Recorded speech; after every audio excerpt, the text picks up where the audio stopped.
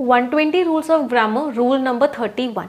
हमारे जब भी एडजेक्टिव्स हों और वो आई ओ आर में एंड कर रहे हो, for example senior, for example junior, for example interior, for example exterior, for example inferior. Inferior का मीनिंग क्या होता है? खराब क्वालिटी का होना। तो हमेशा याद रखिए कि इन एडजेक्टिव्स के बाद जो कनेक्टिंग प्रपोजिशन होगा वो हमेशा टी ओ होगा। For example he is senior to me, senior than me नहीं आएगा। This rice is inferior to that one, to आएगा, दैन नहीं आएगा। सिमिलरली हमारे 2-3 शब्द और होते हैं जो हमेशा प्रपोजिशन टू लेते हैं। For example prefer, I prefer tea to coffee. Known, I am known to her. Ram is married to Sita. Comment में मुझे इस सेंटेंस में एरर बताइए। अगर रूल नंबर 32, जब भी आपके पास फ्रेज हो एज और एज, हमेशा याद रखिए एज और एज जो होता है वो पॉजिटिव सेंटेंसेस में भी यूज हो जाता है, नेगेटिव सेंटेंसेस में भी यूज हो जाता है।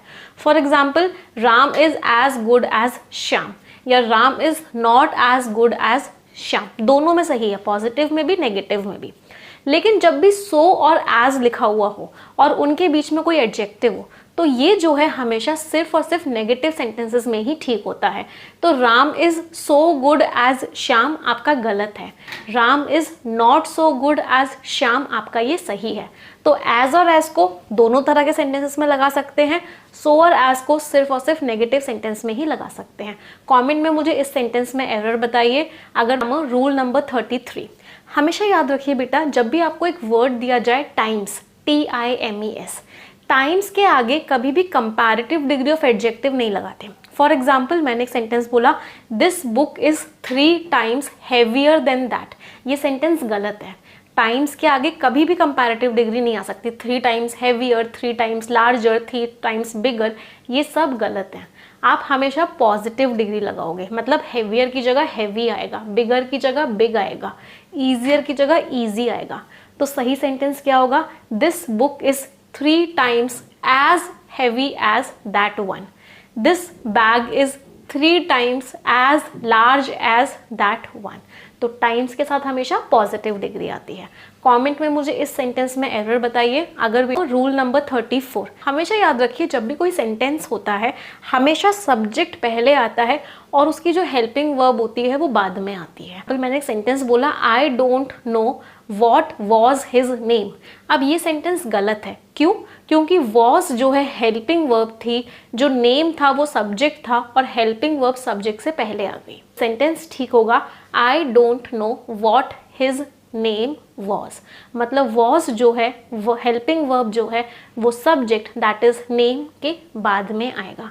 मैंने आपको एक और सेंटेंस दिया she asked me what is my name, ये सेंटेंस गलत है। सही क्या होगा? She asked me what my name was.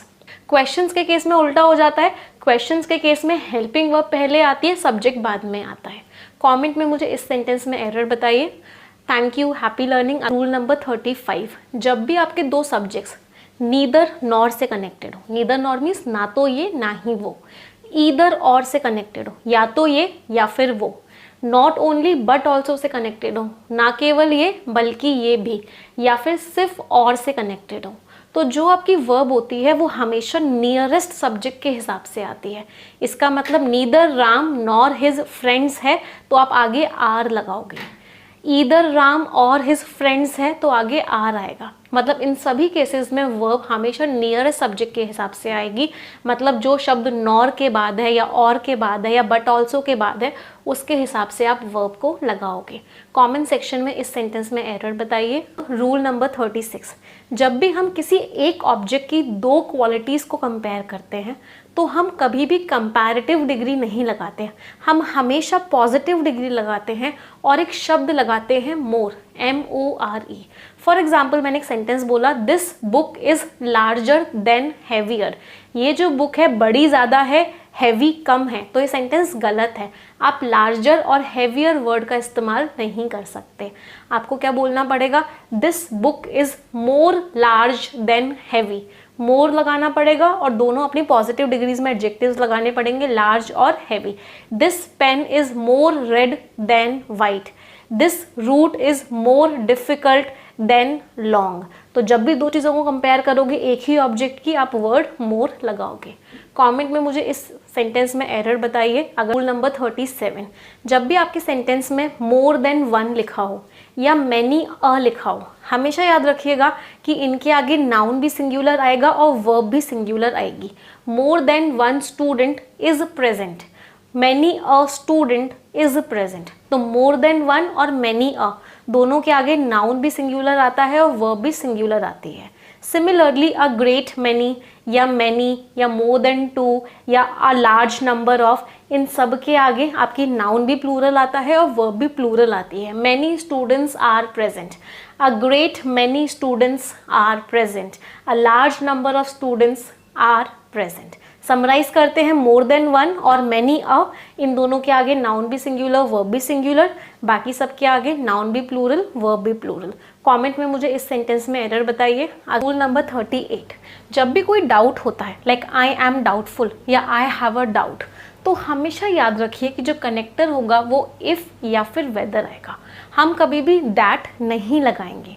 For example मैंने एक सेंटेंस बोला I am doubtful that it will rain, ये सेंटेंस गलत है।